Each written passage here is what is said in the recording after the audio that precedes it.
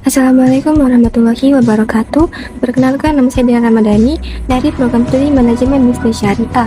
Di video kali ini saya akan menjelaskan materi akuntansi manajemen yang telah saya pelajari sebagai bagian penilaian dari UTS semester ini. Baik, langsung saja pada materi pertama, ada peranan dan fundamental akuntansi manajemen dalam lingkungan bisnis yang dinamis.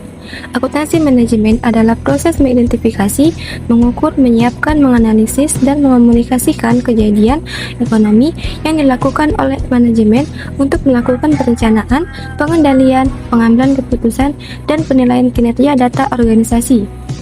Akuntansi manajemen berperan sebagai membantu organisasi dalam mengelola biaya, merencanakan keuangan, mengontrol operasional, serta memfasilitasi pengambilan keputusan yang baik.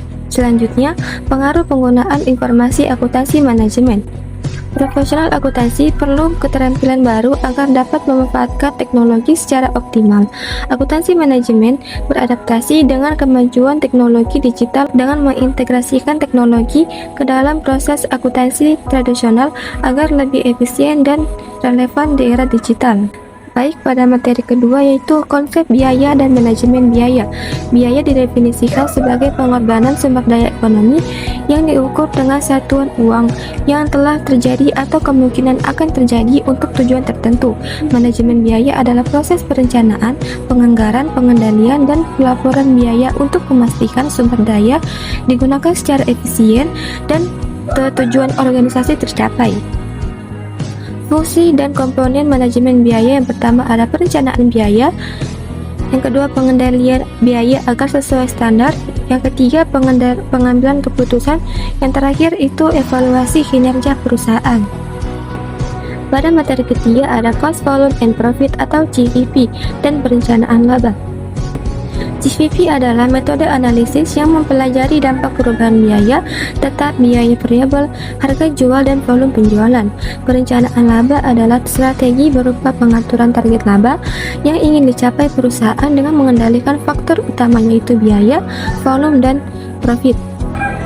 Unsur-unsur CVP yaitu biaya tetap, biaya variabel, volume penjualan, harga jual per unit, margin kontribusi, titik impas, target laba, margin keamanan, rasio margin kontribusi, dan campuran produk.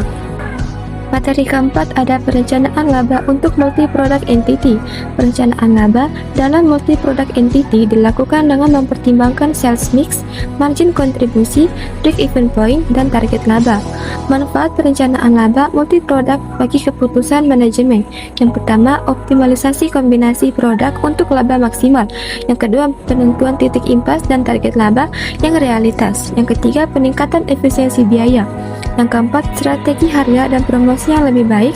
Yang kelima, pengambilan keputusan alokasi kapasitas produksi. Yang keenam, pengendalian risiko dan fleksibilitas dalam menghadapi perubahan. Yang terakhir itu pengukuran kinerja dan evaluasi keputusan manajerial. Materi kelima ada analisis perilaku biaya.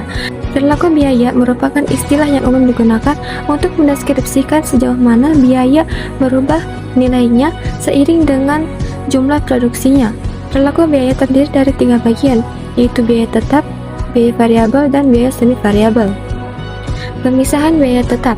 Pemisahan biaya merupakan suatu proses untuk mengidentifikasi setiap pengorbanan ekonomis perusahaan apakah dikelompokkan sebagai biaya variabel, biaya tetap, atau biaya campuran. Tujuan dari pemisahan biaya itu untuk analisis titik impas dan analisis biaya volume dan laba, analisis biaya overhead dan variance, analisis biaya langsung dan variance, analisis maksimalisasi laba, dan pengendalian biaya jangka pendek. Selanjutnya, analisis pengambilan keputusan jangka pendek marketing. Pengambilan keputusan jangka pendek marketing merupakan serangkaian langkah yang diambil organisasi dalam rangka mencapai tujuan pemasaran yang dapat dicapai dengan periode waktu singkat. Jenis-jenis keputusan jangka pendek marketing itu ada penentuan harga promosi, penjualan atau diskon, pemesanan khusus, prioritas produk untuk dipromosikan, dan pemilihan saluran atau media pemasaran. Baik, cukup sekian dari saya. Wassalamualaikum warahmatullahi wabarakatuh.